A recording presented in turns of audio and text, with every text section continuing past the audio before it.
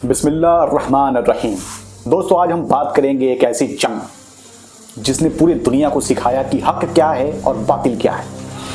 एक ऐसी जंग जिसने सिखाया कि बातिल के सामने कभी ना झुको और हक के सामने हमेशा खड़ा रहो।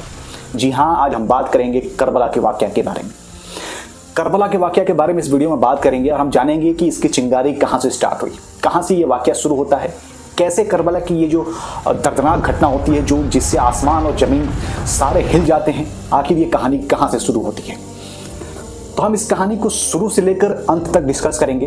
तो मेक श्योर वीडियो में आप बने रहें और इसको ज़्यादा से ज़्यादा शेयर करें ताकि ये सच्चाई लोगों तक पहुँचे और मुसलमान जाने, क्योंकि ये सच्चाई ना मुसलमानों से छुपाई गई है।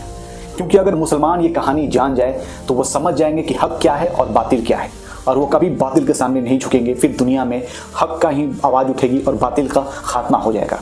इसीलिए ये कहानी आपसे हर जगह छुपाई गई है। आपके अपने मौलानाओं ने भी आपके साथ दगाबाजी की है और जो सही वाकया है वो आपके सामने नहीं लाया। मैं बहुत जगह रिसर्च करके आपके सामने ये ला रहा हूँ। मैंने बहुत सारे वेबसाइट पे इसके बारे में पढ़ा जो ट्रस्टेड वेबसाइट है। फिर मैंने AI का यूज़ किया, उसमें भी मैंने वेरीफाई किया। तो बहुत वेरीफाई करने के बाद मैं ला रहा हूँ और जहाँ जहाँ मैं वेरीफाई किया हूँ डिस्क्रिप्शन में उसका मैं रेफरेंस दे दूँगा। तो दोस्तों, करबला का वाकया, ये कहानी शुरू होती है ना जब आप मोहम्मद सल्लल्लाहु अलैहि वसल्लम की वफ़ात होते हैं। उस समय पूरा मदीना में एक तबाही सी मच जाती है। लोग रोने लगते हैं कि अब हमारा सहारा कौन होगा। उसके बाद अबू बकर सिद्दीक रज़ियल्लाहु ताला अन्हु ने उस समय खिलाफत संभाली, एक दमदार एक स्पीच दिया। उसके बाद खिलाफत का एक जरिया शुरू हुआ। जो पहला खिलाफत था उस खिलाफत का नाम था खिलाफत राशिदून, जो कि अभी तक का सबसे बढ़िया खिलाफत का टाइम था। ये उसमें सबसे ज़्यादा सच्चाई थी, लोगों के साथ इंसाफ थी, अमन था, अदल था, हर एक चीज़ था उसमें। और उसी टाइम में इस्लाम ने बड़े बड़े empire, Persian empire, Roman empire को गिरा दिया था। हमारे पहले खलीफा कौन थे? अबू बकर सिद्दीक रज़ियल्लाहु ताला अन्हु, दूसरे उमर रज़ियल्लाहु ताला अन्हु, तीसरे उस्मान रज़ियल्लाहु ताला अन्हु और चौथे अली रज़ियल्लाहु ताला अन्हु। तो ये चारों जो खलीफा थे ये खिलाफत राशिदून के खलीफा थे। तो अब कहानी शुरू होती है उस्मान रज़ियल्लाहु ताला अन्हु से। उससे पहले जो बगावत थी उमर रज़ियल्लाहु ताला अन्हु के टाइम में, उस समय हल्की सी बगावत शुरू हुई थी, लेकिन फिर उसको कंट्रोल कर लिया गया था। लेकिन उस्मान रज़ियल्लाहु ताला अन्हु जब सहाबी बनते हैं तो पहले 6 साल उनकी खिलाफत में इस्लाम ने बहुत ही ज़बरदस्त अपना काम किया। उन्हीं की खिलाफत में कुरान एज ए बुक जो हम आज पढ़ते हैं, उस्मान रज़ियल्लाहु ताला अन्हु की खिलाफत में वो बुक आया। उनके खिलाफत में मक्का और मदीना में काफ़ी सारा काम हुआ और इस्लाम काफ़ी मजबूती से आगे बढ़ रहा था। लेकिन आखिरी 6 साल जहाँ से ये करबला की चिंगारी स्टार्ट हुई, उस्मान रज़ियल्लाहु ताला अन्हु जो कि बनु उमैया, यानी जो अरब के जो क्लान थे, जो कास्ट सिस्टम था उसमें का सबसे पावरफुल वो क्लान था बनु उमैया, जो कि पहले अरब पे उन्हीं का कंट्रोल था। पॉलिटिकल पावर उनके पास था, पैसा उनके पास था और वही अरब को कंट्रोल करते थे। उनके अंदर सारे जो क्लान होते थे ना, सारे कास्ट उन्हीं के अंदर आते थे। तो उन्हीं में से थे उस्मान रज़ियल्लाहु ताला अन्हु। अब वो जब अपने क्लान से ये लोगों को जब बनाने लगे ना गवर्नर, तो उसमें से बहुत सारे लोगों ने इख्तलाफ किया। लोगों का कहना था कि वो अपने ही बनु उमैया को ही पावर दे रहे हैं और वो अपने ही ख़ानदान को आगे बढ़ाना चाहते थे। उस्मान रज़ियल्लाहु ताला अन्हु के टाइम में जो इजिप्ट का गवर्नर थे उनका नाम था मुअय्या, जो कि आगे चल के उनका बेटा ही करबला का वाक़या में सबसे ज़्यादा जो हाथ रहता है इन्हीं का रहता है। उन्हीं का बेटा का नाम था यजीद। तो उस समय जब खिलाफत चल रही थी आखिरी 6 साल में, तो उस समय इस्लाम में एक यमनी यहूदी आ गया था जिसका नाम था इब्न सबा। वो यहूदी जो कि सिर्फ नाम के लिए मुसलमान बन के घुसा था, लेकिन वो अपनी एक एजेंडा था, वो अपनी एजेंडा फैला रहा था। इस्लाम को कमज़ोर करने के लिए वो इजिप्ट और कूफा और बसरा के लोगों को कान भर रहा था। वो बोल रहा था कि इस गवर्नमेंट के खिलाफ जाओ। बता दूं कि पहले इजिप्ट के गवर्नर थे अमर इब्न आस। तो उनके खिलाफ जब वो मदीना में कम टैक्स भेजने लगे तो उस्मान रज़ियल्लाहु अन्हु ने उनसे सवाल किया कि इजिप्ट जैसे अमीर शहर जहाँ से टैक्स सबसे ज़्यादा आते हैं, तुम इतने टैक्स कम क्यों भेज रहे हो? तो इसी को लेकर उस्मान रज़ियल्लाहु अन्हु ने अमर इब्न आस को गवर्नर के पोस्ट से हटा दिया और अपने क्लान से किसी और को वहाँ गवर्नर के पोस्ट पे बैठा दिया इजिप्ट के। उसके बाद से वहाँ से टैक्स तो आने लगे, लेकिन इजिप्ट के लोगों में एक बगावत सी शुरू हो जाती है। वहाँ पे इजिप्ट के लोग और कूफा और बसरा दोनों आज के डेट में इराक को कहा जाता है। जो मेन सिटी है इराक की, मिडिल सिटी, उसको कुफा कहते हैं, और बसरा कहते हैं जो कि साउथर्न जो नदी है वहाँ पे जो सिटी है उसको बसरा कहते हैं। तो वहाँ तीनों जगह से लोग बगावत करने लगे, कहने लगे कि हम पे बहुत ज़्यादा टैक्स लिया जा रहा है, हम पे जुल्म किया जा रहा है, यहाँ पे अदल के साथ इंसाफ नहीं हो रहा है। यहाँ तक कि वहाँ के लोगों ने ये तक कहा कि आपके गवर्नर ने शराब पीकर जमात नमाज पढ़ाई।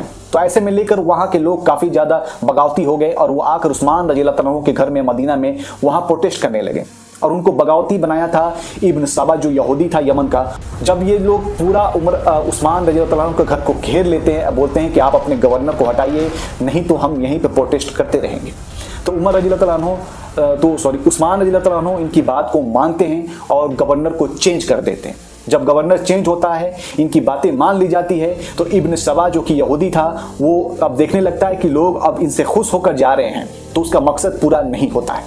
उस्मान रज़ियल्लाहु अन्हु ने अपने एक सेक्रेटरी को भी वहाँ से हटाया था लोगों के कहने पर। तो उनके सेक्रेटरी ने भी उनके साथ बगावत कर ली। जो उनकी मोहर थी वो चोरी करके वो और इब्न सबा ने एक झूठा लेटर लिखा, जिस लेटर में लिखा हुआ था कि इजिप्ट के लोग तुमने अच्छा नहीं किया, अब तुम्हें मारा जाएगा।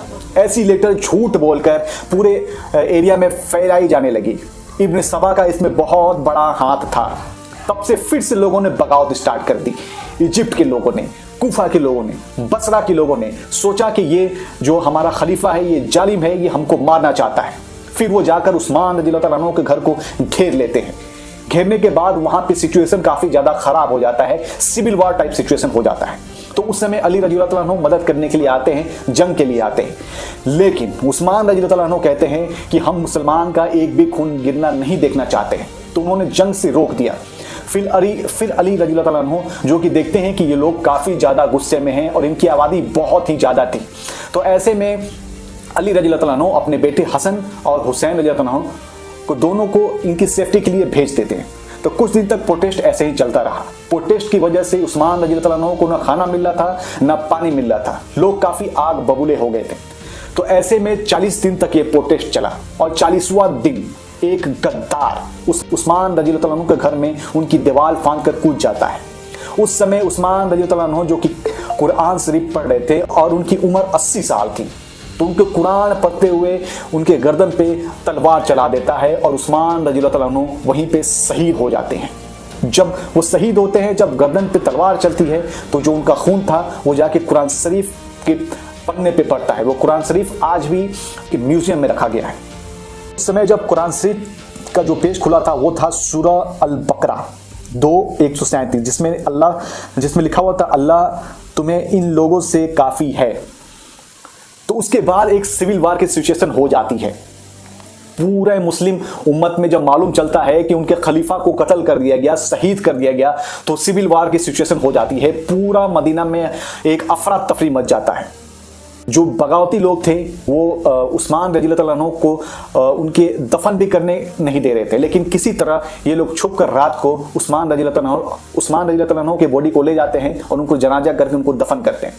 उसके बाद लोग वहाँ मदीना के कहने लगे कि अब अगला खलीफा कौन। लोगों ने कहा कि अब अगला खलीफा अली रज़ियल्लाहु अन्हु को बनना चाहिए। अली रज़ियल्लाहु अन्हु जो देख रहे थे कि अभी बगावत बहुत ज़्यादा है, तो उस समय वो शांति चाहते थे, लेकिन लोगों के प्रेशर में आके वो कबूल कर लेते हैं और सारे लोग उन पे बैत करते हैं। जब वो खलीफा बन जाते हैं तब असली खेल चालू होता है। जो मुअय्या था, जो गवर्नर था इजिप्ट का, वो डिमांड करने लगता है कि जब तक उस्मान रज़ियल्लाहु अन्हु की जो कातिल है उनको सजा ना मिल जाए, मैं अली रज़ियल्लाहु अन्हु पर मैं बैत नहीं करूंगा, यानी मैं उनको वोट नहीं दूंगा कि वो खलीफा बने। तो ऐसे में एक बहुत ही सिविल वार की सिचुएशन पैदा हो जाती है मदीना में, और वो यहूदी अपने चाल में कामयाब हो जाता है। बनु उमैया के अंदर जो खून था कि हम सबसे ज़्यादा पावरफुल हैं, सबसे ज़्यादा सुपीरियर है, वो उनके अंदर अब जग जाता है। वो सोचते हैं कि अब हमारा ही खिलाफत होगा, हम ही पूरे मुस्लिम वर्ल्ड को कंट्रोल करेंगे। तो ऐसे में वो इन पे बैत करने के लिए मना कर देता है और जो मदीना के लोग थे वो भी इंसाफ के लिए, अदल के लिए आवाज़ उठाने लगते हैं। लेकिन अली रज़ियल्लाहु ताला अन्हु ने कहा कि अभी बहुत ही ज़्यादा सिविल वार का सिचुएशन है, अभी ये समय ठीक नहीं है कि किसी को भी पकड़कर उनको सज़ा दे दी जाए, क्योंकि किसी को मालूम नहीं था कि उस्मान रज़ियल्लाहु ताला अन्हु को शहीद किसने किया था, क्योंकि बहुत ज़्यादा भीड़ थी वहाँ, बहुत ज़्यादा लोग इजिप्ट से आए थे और मॉडर्न इराक, कूफा और बसरा से भी आए थे। तो ऐसे में पहचानना काफ़ी ज़्यादा मुश्किल था। अली रज़ियल्लाहु ताला अन्हु जो कि अपने लोगों से कहते हैं कि कुछ दिन जब हमारी उम्मत में शांति हो जाए फिर मैं इसकी जांच करूंगा, जांच करने के बाद जो असली कातिल है उसको खोज कर उसको सजा दी जाएगी कड़ी से कड़ी। लेकिन इब्न सबा जो यहूदी था अपनी चाल चल चुका था, वो लोगों के अंदर एक बगावती का बीज बो चुका था, लोग अब बगावत करने लगे थे। ऐसे में आप मोहम्मद सल्लल्लाहु ताला अलैहि वसल्लम की बीबी आयशा रज़ियल्लाहु ताला अन्हा वो भी अब इंसाफ के लिए आवाज़ उठाने लगी। वो कहने लगी कि जब तक उस्मान रज़ियल्लाहु ताला अन्हु को इंसाफ नहीं मिलेगा मैं प्रोटेस्ट करूंगी, और वो प्रोटेस्ट करने के लिए चली जाती हैं बसरा। तो आयशा रज़ियल्लाहु ताला अन्हु कुछ सहाबियों के साथ चली जाती हैं बसरा प्रोटेस्ट करने के लिए। तो ऐसे में अली रज़ियल्लाहु ताला अन्हु जब देखते हैं कि मामला बहुत ज़्यादा बिगड़ रहा है तो वो भी चले जाते हैं बसरा आयशा रज़ियल्लाहु ताला अन्हु को समझाने के लिए कि उनका क्या सोच है। तो बसरा में कैंप इन लोगों का लगा रहता है। अली रज़ियल्लाहु ताला अन्हु जब पहुंचते हैं वहां इनके बीच टॉक होती है, वहां दोनों आपस में बात करते हैं, समझौता होता है। तो दोनों आपस में बात करके समझौता कर लेते हैं। अब ये बात हो जाती है कि ये प्रोटेस्ट यहीं पे हम लोग खत्म करते हैं, ये प्रोटेस्ट को हम लोग आगे नहीं बढ़ाएंगे। लेकिन रात में जो जालिम थे, जो गद्दार थे, उन्होंने खेल खेल दिया।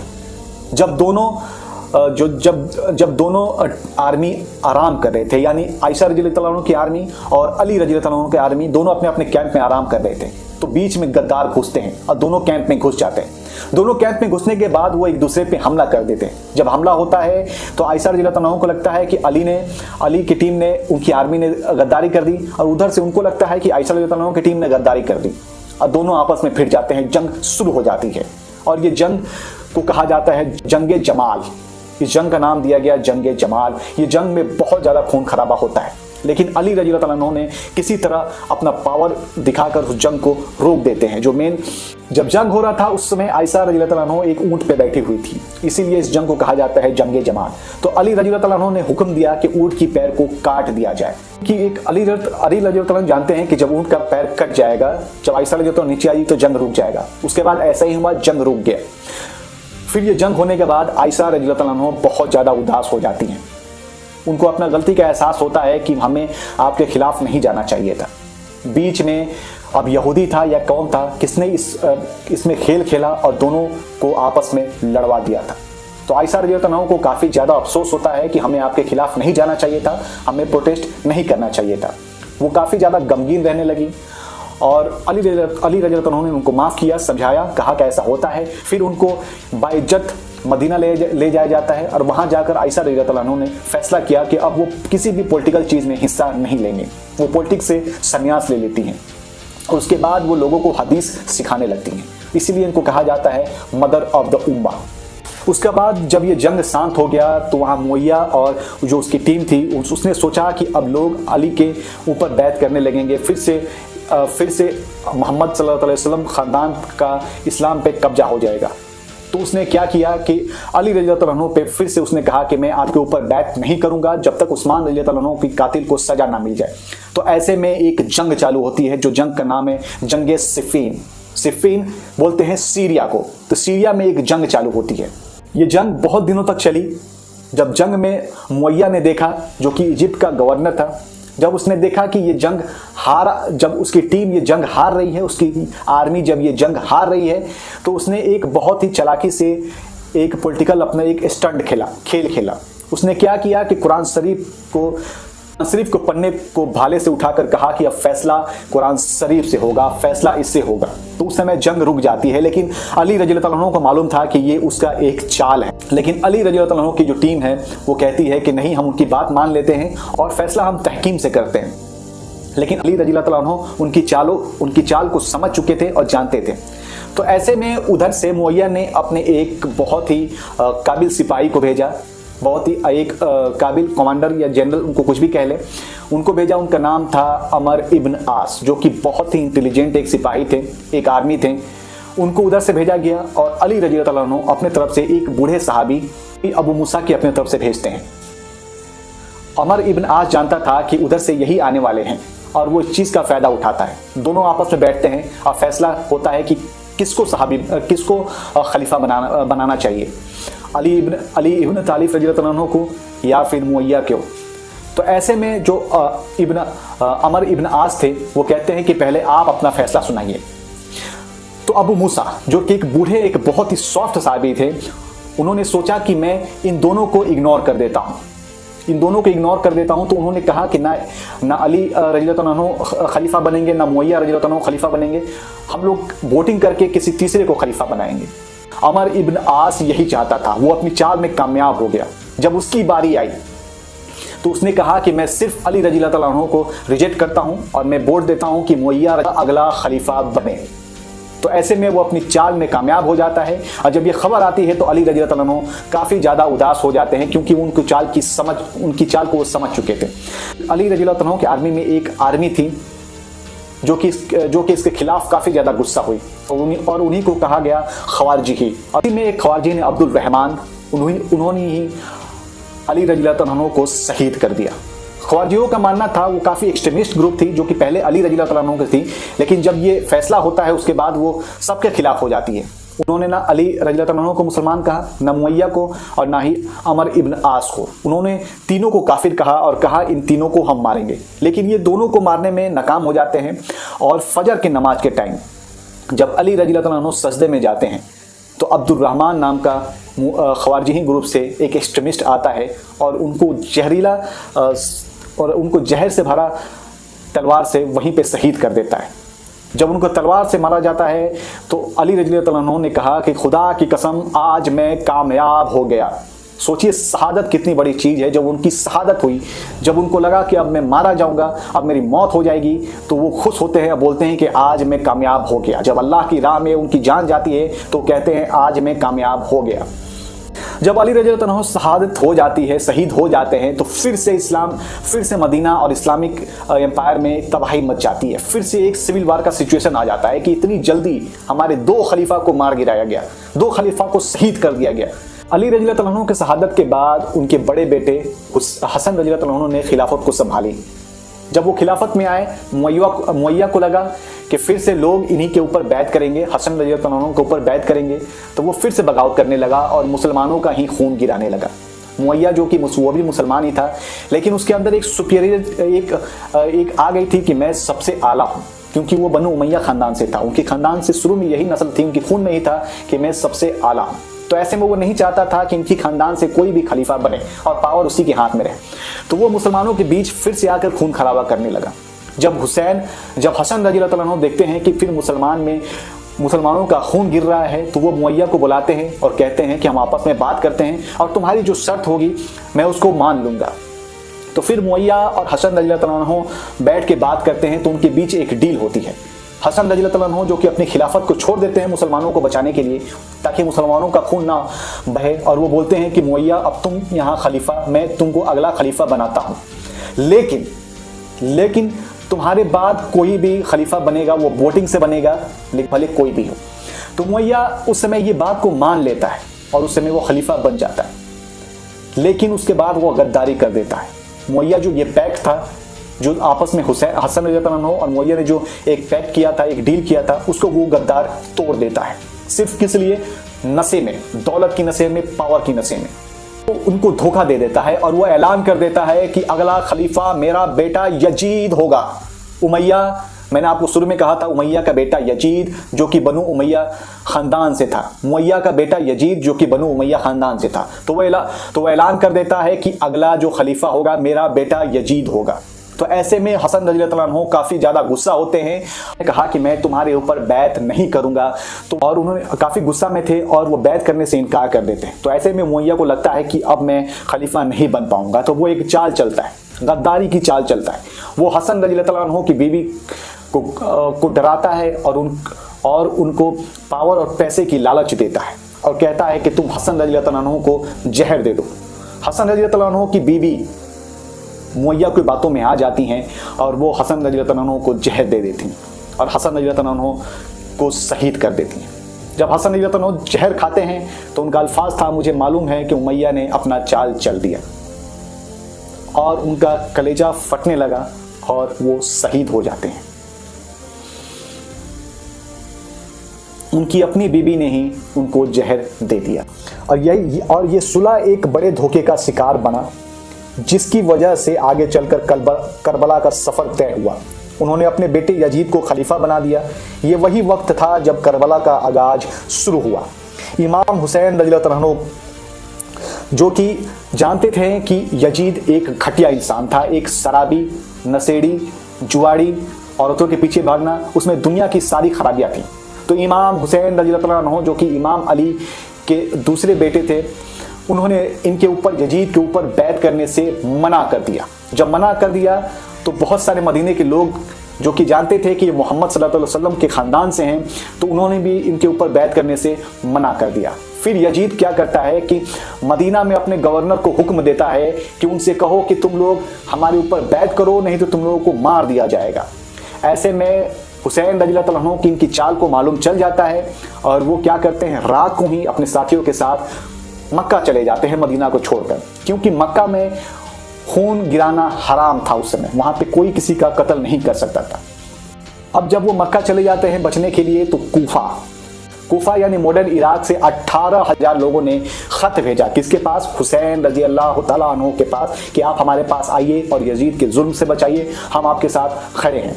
जब ये खत हुसैन रज़ियल्लाहु अन्हु को मिलती है तो वो वहाँ की माहौल को जायजा लेने के लिए अपने कजिन मुस्लिम रज़ियल्लाहु अन्हु को कूफा भेजते हैं। अब कहते हैं कि जाओ वहाँ मालूम करो वहाँ का सिचुएशन कैसा है। जब मुस्लिम रज़ियल्लाहु अन्हु कूफा जाते हैं तो वहाँ के लोगों ने उनका बहुत अच्छे से वेलकम किया और उनके ऊपर बैत की और उन्होंने कहा कि हम आपके साथ खड़े हैं। तब यजीद ने देखा कि जब कूफा के लोग इनके सपोर्टर बन रहे हैं, तो वो सोचा कि अब कूफा में एक यलगार आएगी और लोग हमें अपना खलीफा नहीं मानेंगे तो मेरी पावर घट जाएगी। तो वो क्या करता है, कूफा से अपने पुराने गवर्नर को हटाकर इब्न जैद अपना गवर्नर को वहां बैठा देता है। जब इब्न जैद वहां गवर्नर बनता है तो वो कूफा के लोगों के पास जाता है और वहां के लोगों को धमकी देता है, मौत की धमकी, और उन लोगों को डराता है कि जो लोग हुसैन रज़ियल्लाहु अन्हु के ऊपर बैत करेंगे, उनको सपोर्ट करेंगे, उनको मार दिया जाएगा। और कुछ लोगों को वो पैसे की लालच देकर खरीद लेता है, कुछ लोगों को मौत की धमकी से वो हटा देता है। जब ये धमकी मिलती है तो सारे लोग, कूफा के जो 18,000 लोगों ने खत भेजा था कि हम आपके साथ हैं, वो सारे लोग पीछे हट जाते हैं, कोई सपोर्ट में नहीं आता है। उसके बाद गवर्नर ने मुस्लिम रज़ियल्लाहु अन्हु को कैद कर लेते हैं। उसके बाद फिर उनको शहीद कर देते हैं।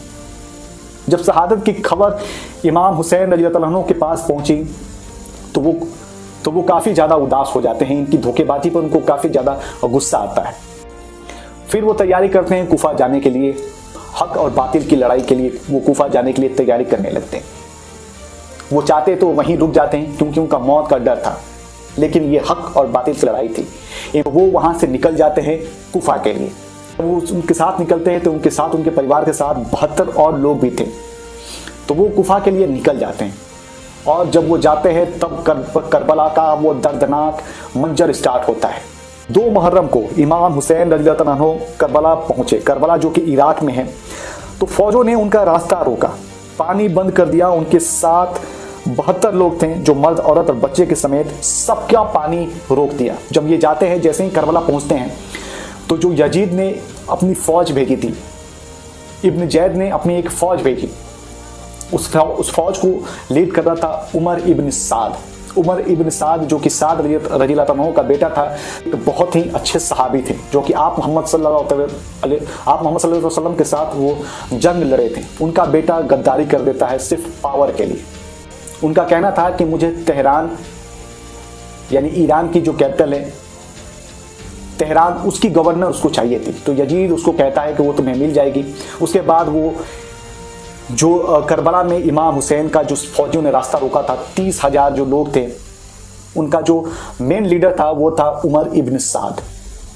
उसने ही इमाम रज़ियल्लाहु अन्हु को रोका था करबला में। उनके सारे जो 72 लोग थे, जिसमें औरत, बच्चे, सारे लोग शामिल थे, उन सबको घेर लिया और उनको वहीं पे रोक लिया। उसके बाद सोचिए दोस्तों, पूरी रेत, गर्मी, उतने गर्मी में इमाम हुसैन रज़ियल्लाहु अन्हु के पास ना पानी ना खाना, उतने धूप में, पूरे खुले हुए मैदान में वो लोग अकेले, उन लोगों को घेर लिया गया था। ना पानी दिया जा रहा था ना खाना। उनके साथ बच्चे थे औरतें थीं, बूढ़े लोग थे, जवान थे, सबकी हालत खराब होने लगी। फिर वो दिन आता है जिस दिन ने पूरे मुस्लिम उम्मत को, पूरे दुनिया को सिखाया कि हक और बातिल क्या होती है। अब ये चीज़ें एक इंसान का कलेजा चीर के रख देता है। ये वाकया 10वीं मुहर्रम का दिन आता है। 10वीं मुहर्रम की जब रात ढलती है, सुबह जब होने लगती है, सारे लोग प्यास से तड़प रहे थे, भूख से तड़प रहे थे। 2 मुहर्रम से लेकर 10वीं मुहर्रम तक ना खाना ना पानी, कुछ भी नहीं। सोचिए कैसे बर्दाश्त करके रहते होंगे। रेगिस्तान में वो गर्मी, नीचे से गर्मी, ऊपर से गर्मी। गर्मी के टाइम में एक बूंद पानी ना मिले तो इंसान का हालत खराब हो जाता है। वो उतने दिनों तक बिना खाना बिना पानी के उतने रेगिस्तान में वो रहे, फिर भी उनकी हिम्मत नहीं हारी। फिर भी वो टिके रहे और उनके आर्मी से, यजीद की आर्मी से लड़ते रहे। कुछ धीरे धीरे शहीद होते रहे, लेकिन वो लड़ते रहे। 10वीं मुहर्रम को इमाम हुसैन रज़ियल्लाहु अन्हु सबको उठाते हैं सुबह और सबसे कहते हैं कि ये वक्त मुसीबत का है और मैं नहीं चाहता कि तुम लोग मेरे साथ रहो। इनकी दुश्मनी सिर्फ हमसे है। मैं चाहता हूं कि तुम लोग चले जाओ और अपनी जान बचा लो। ये होता है एक असली लीडर की पहचान।